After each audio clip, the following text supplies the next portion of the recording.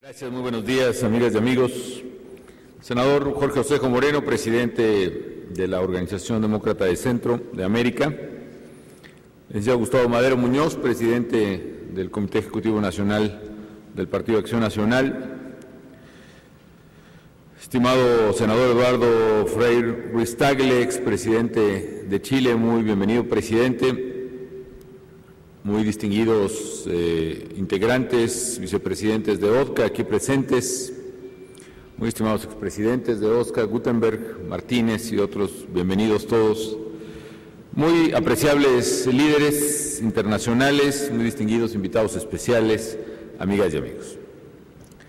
Pues me es muy satisfactorio estar esta mañana con ustedes en la inauguración de este Foro de Seguridad Latinoamericana que organiza la Organización Demócrata de Centro.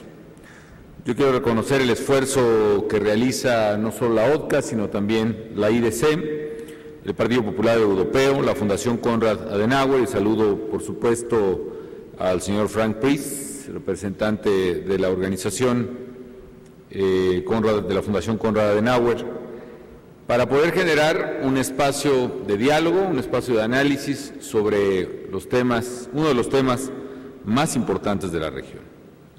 Yo en particular celebro que este foro implique la reanudación de las reuniones, de los foros organizados por ODCA para analizar la problemática de nuestros pueblos y de nuestra gente. Pero sobre todo, hago votos para que este foro marque una nueva etapa en la Organización Demócrata de Centro de América, una nueva etapa que permita precisamente un relanzamiento a partir de las enormes potencialidades que tiene esta organización.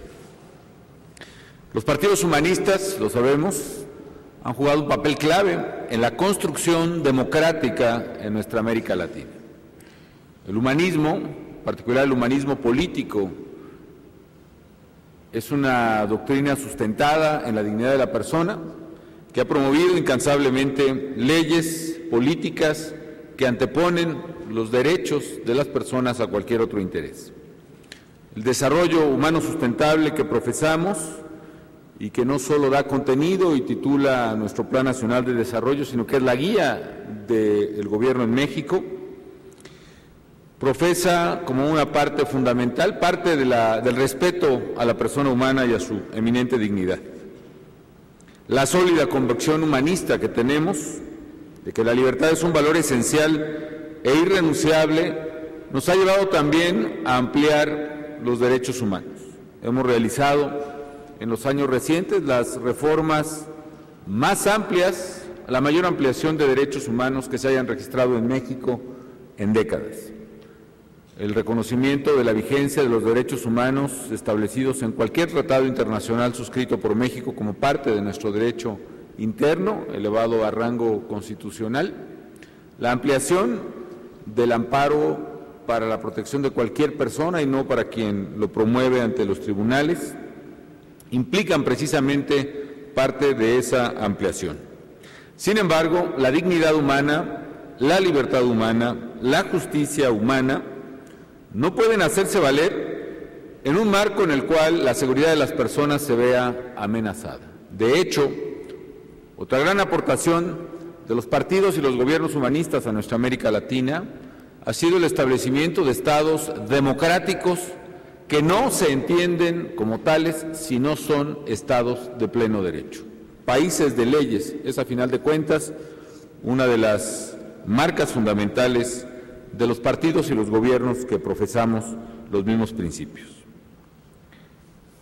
Nuestra firme creencia en los valores de la democracia ha promovido también no solo el establecimiento de regímenes democráticos, sino el ejercicio de gobiernos no solo emanados del voto libre, sino que rinden cuentas de su actuación, responden a la gente, buscan promover el bien común y, por supuesto, se esfuerzan en hacer prevalecer tales valores democráticos en cualquier circunstancia. Hoy en cada uno de nuestros países pienso que hay, en mayor o menor medida, el desafío, en unos casos de preservar el Estado democrático y de derecho y en otros casos incluso de construirlo. un Estado de Derecho sólido, con leyes, con instituciones que sirvan de base para la prosperidad y para la democracia. La corrupción, el autoritarismo, la impunidad, la pérdida de valores en el ejercicio del gobierno o en la política misma son males que no solo se contraponen directamente con la visión del humanismo, sino que son erosionadores de los estados democráticos y de derecho. Dañan a la sociedad y destruyen, lo que enfatizaba el senador Osejo, la confianza de los ciudadanos en sí mismos y en las instituciones democráticas que con tanto esfuerzo hemos construido. La corrupción y la impunidad han sido, a su vez, germen de un desafío muy grave y muy particular, que es la expansión del crimen organizado transnacional, en particular en nuestra América Latina.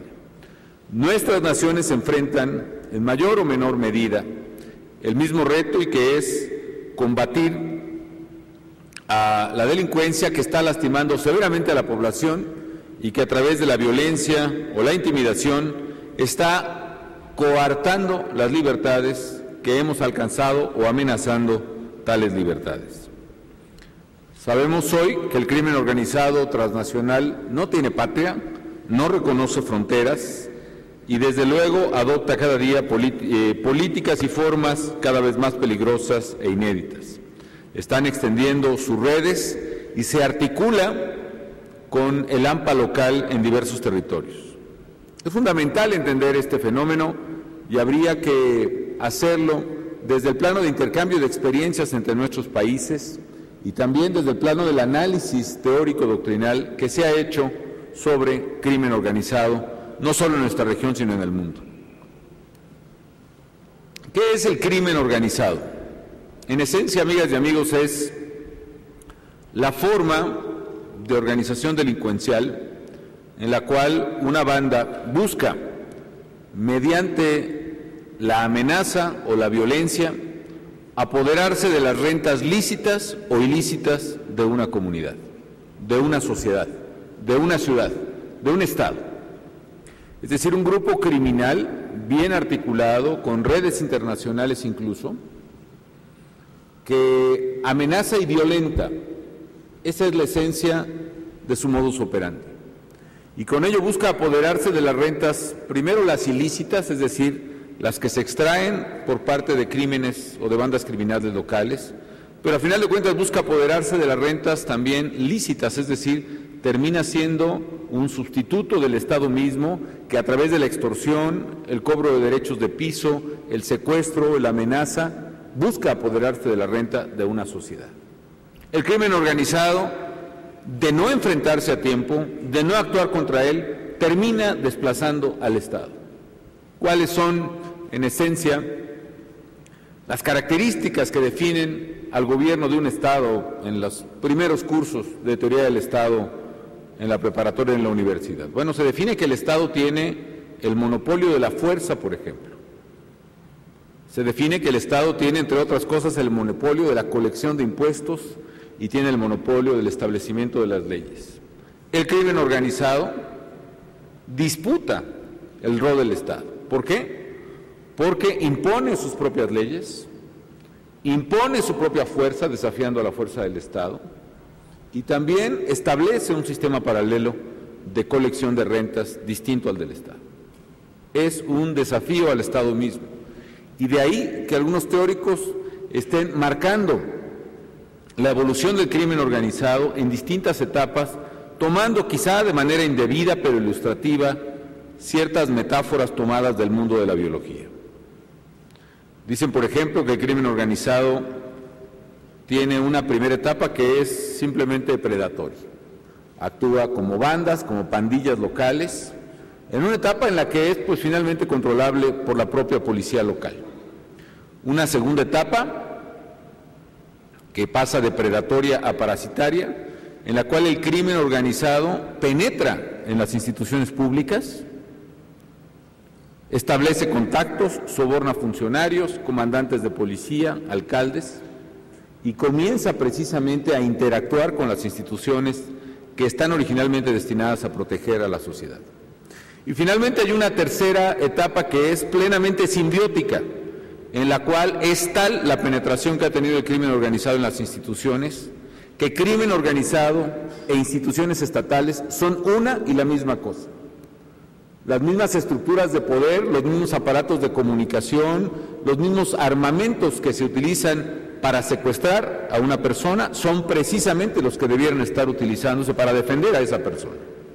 Y resulta que cuando alguien sufre una vejación, un secuestro, una extorsión, acude a denunciar el delito si se arma de valor y se encuentra que detrás de la barandilla están justamente aquellos quienes lo han secuestrado. O quien denuncia en extorsión, 3 minutos después recibe una llamada del propio extorsionador amenazándolo de muerte por haber delatado la extorsión.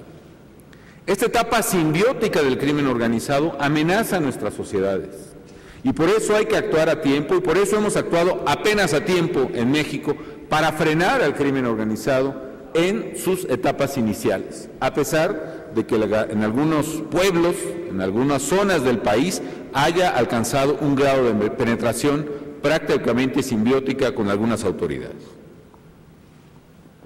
¿Por qué razón está afectando a México y a varios países de América Latina?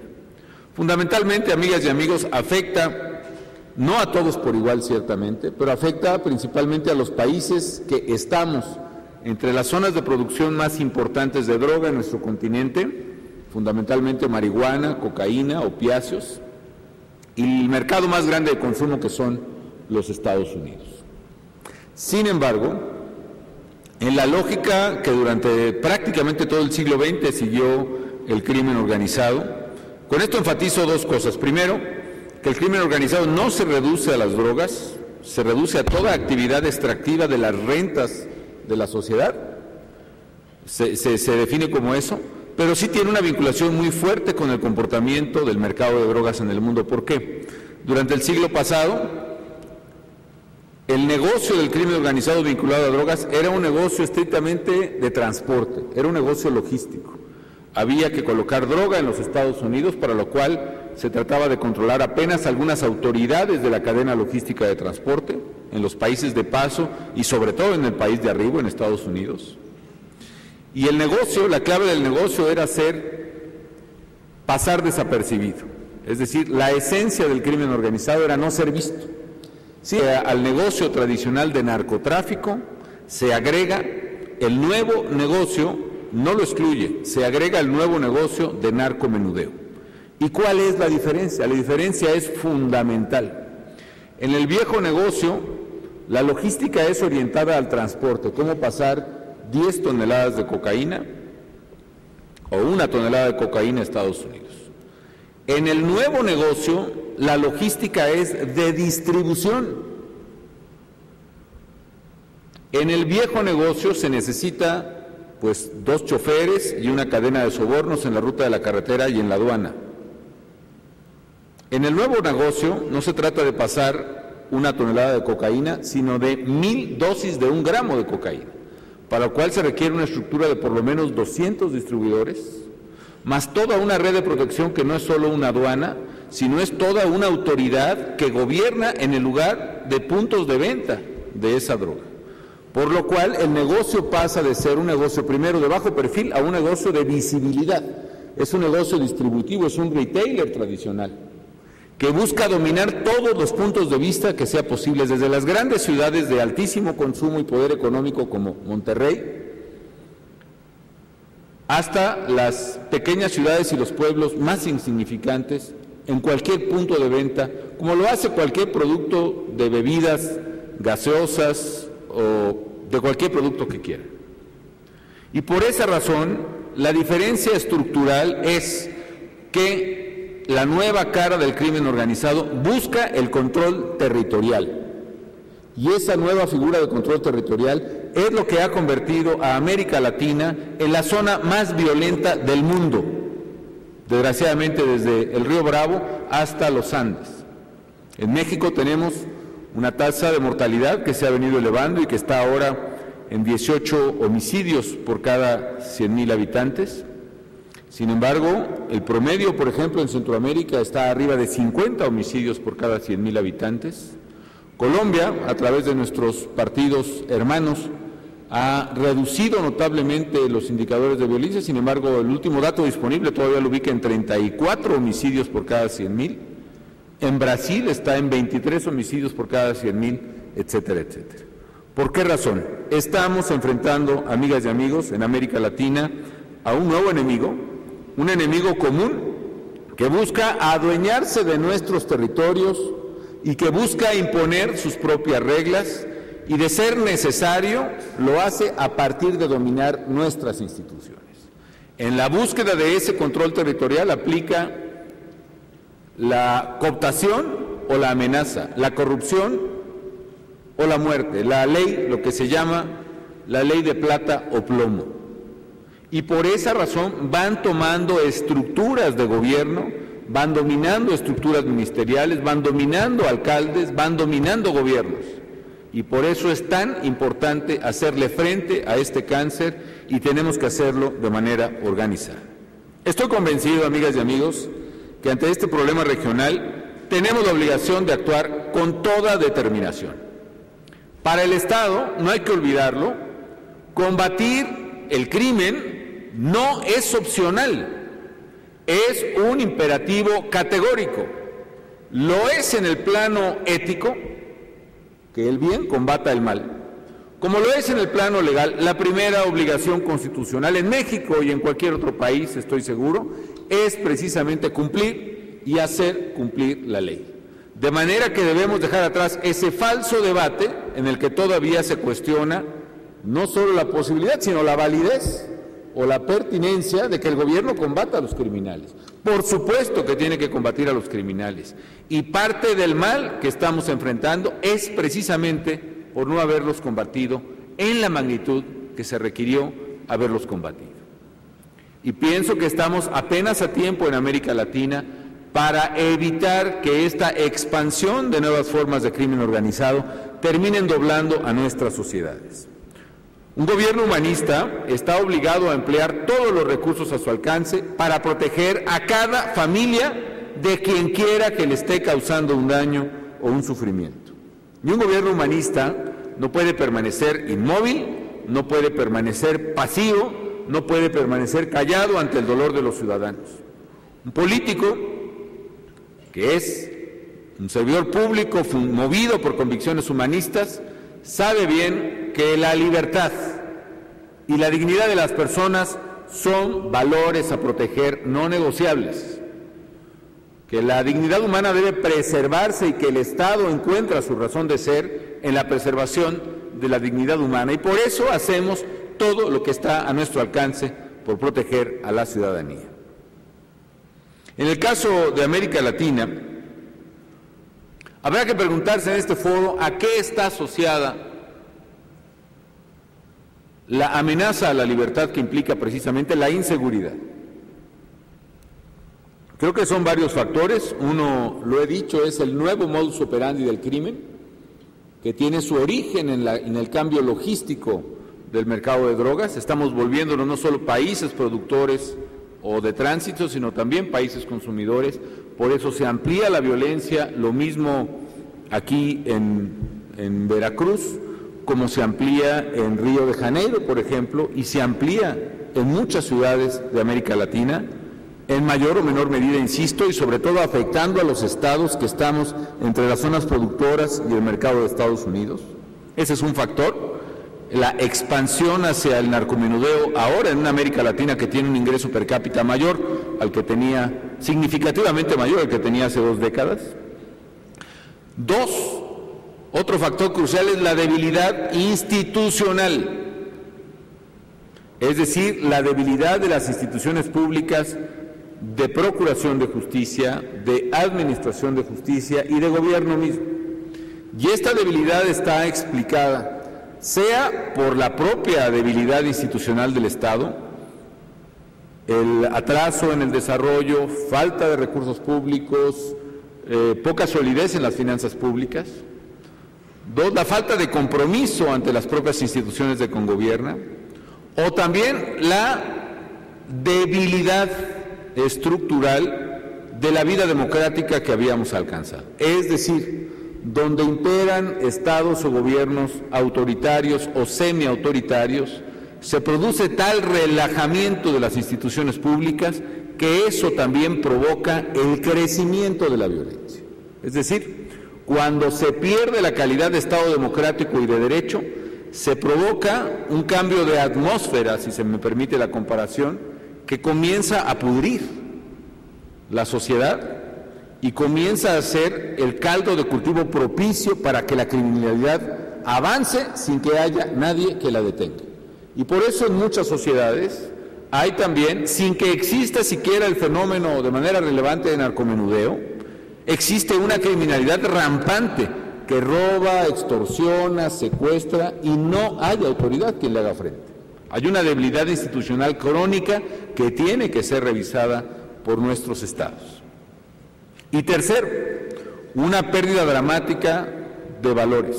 Porque al final de cuentas, amigas y amigos, debemos recordar que lo que hace a una sociedad segura, una sociedad donde impere la ley, no es el número de policías disponibles, así sean los indicadores más socorridos por Naciones Unidas, por ejemplo, que establecen X número de policías por cada 100,000 habitantes. No es el número de policías lo que define realmente el estado de seguridad en una sociedad, sino es el conjunto de valores y principios que son compartidos por una sociedad y que hacen que imperen la ley elemental de respeto al otro. El no robar, por ejemplo, es un principio que puede ser contenido cuando las personas que conviven en una sociedad comparten la convicción ética de que no hay que robar. Pero si ese principio se destruye, no hay policía que alcance para contener a la criminalidad. Hay una pérdida de valores que se explica por diversos factores en nuestras sociedades y que también tenemos que hacerle frente desde los principios y valores del humanismo político. Debemos pues dar, amigas y amigos, esta lucha por la democracia y por el Estado de legalidad, por el Estado de Derecho con pleno respeto a los derechos humanos. Así lo entendemos en México. En los últimos años, como ustedes saben, hemos visto y vivido con claridad la amenaza, que representaba el crecimiento verdaderamente brutal, despiadado del crimen, esta ola expansiva en la búsqueda y en la disputa de mercados de las organizaciones criminales.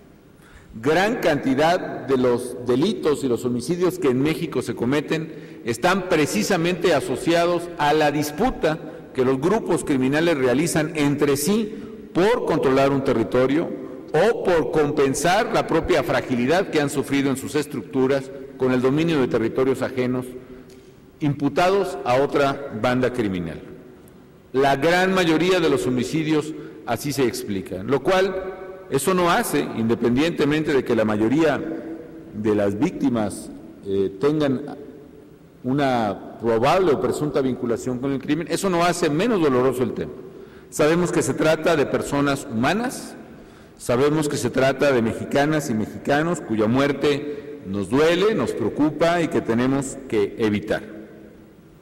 Personalmente, desde que era candidato, conocí en las giras por todos los rincones del país el tamaño de la realidad, de la desesperación de muchas ciudadanas, de muchos ciudadanos que se acercaban con temor a nosotros, que me entregaban de la manera más discreta posible un pequeñísimo papel en donde me relataban el estado de preocupación que implicaba que su comunidad estaba francamente dominada por criminales, que las autoridades no hacían nada por hacerles frente y que sospechaban incluso la colusión de las autoridades con los propios criminales. Estas comunidades abandonadas y asoladas, dejadas a su suerte en manos de los criminales, que a veces tenían autoridades que preferían voltear la vista para otro lado para no meterse en problemas con ellos, o que estaban en franca complicidad con los mismos, fue lo que hizo que el gobierno mexicano se decidiera a actuar contundentemente en contra de esa criminalidad. El gobierno asumió su obligación legal y ética, su obligación política de preservar y defender a las familias mexicanas. Lo he expresado con franqueza ante una violencia criminal que venía creciendo en marcha arrolladora. era preferible hacerle frente con todos los instrumentos al alcance del Estado. Y lo estamos haciendo además en una estrategia integral, que aunque desafortunadamente es una estrategia que implica el largo plazo, es una estrategia que no tiene atajos, es una estrategia que tiene que implementarse de manera integral y dará resultados precisamente en la medida que se sea consecuente con ella. ¿En qué implica esta estrategia? Tiene fundamentalmente 3 frentes de acción que a mí me interesa exponer aquí en el marco de este Foro de Seguridad Latinoamericana. Primero, un gobierno que defiende la legalidad como elemento indispensable para garantizar la dignidad humana tiene que hacer frente a los criminales.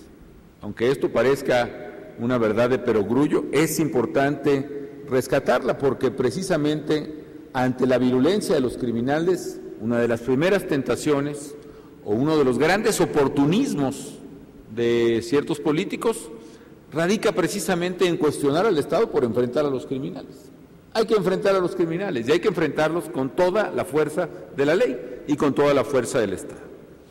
Y por eso quienes amenazan la vida, el patrimonio de las familias, tienen que sentir el peso de la autoridad protegiendo los derechos de las personas a quienes amenazan.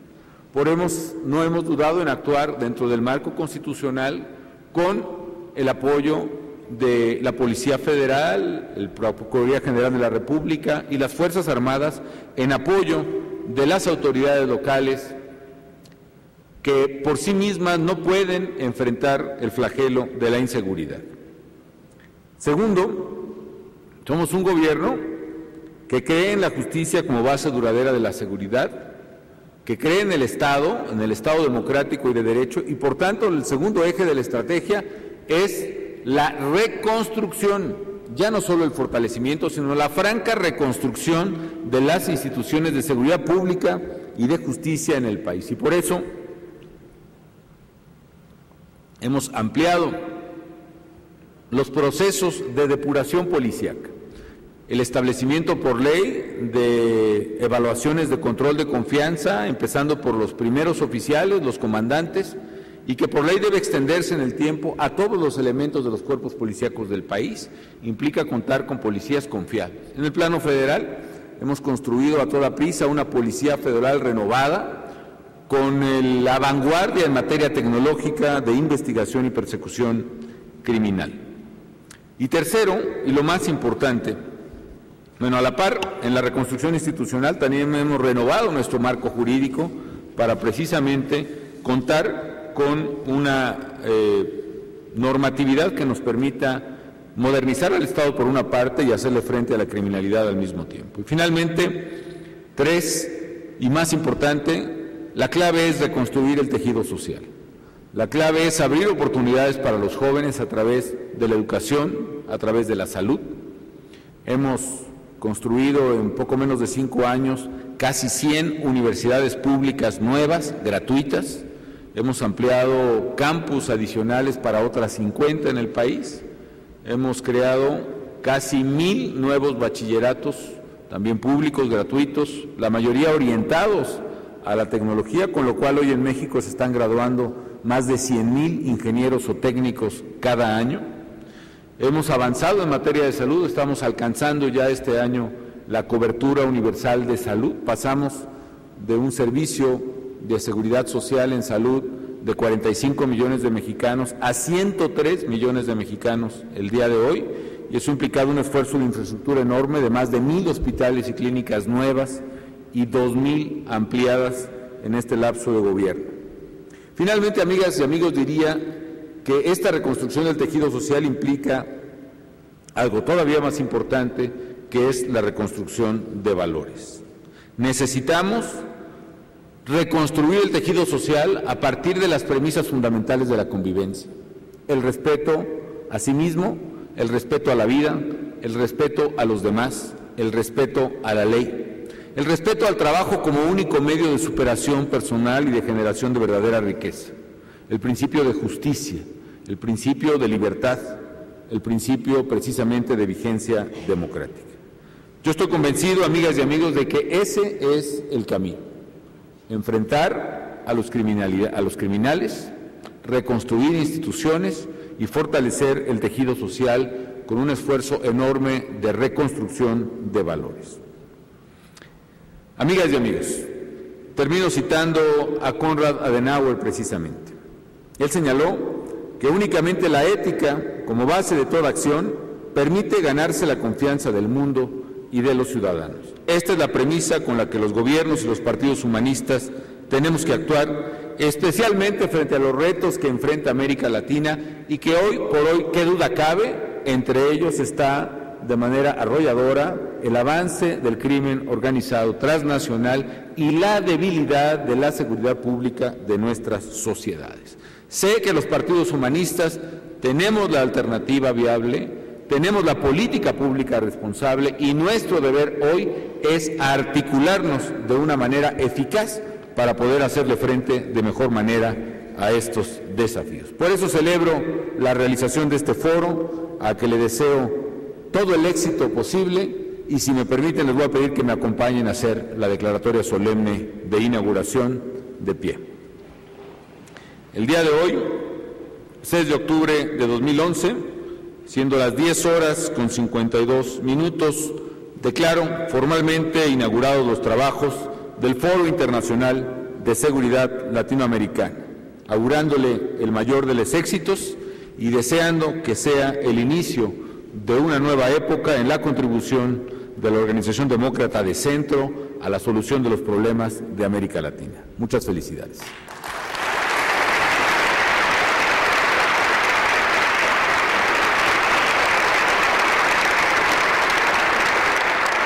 Es así como damos por finalizado este evento. Se despide de todos ustedes.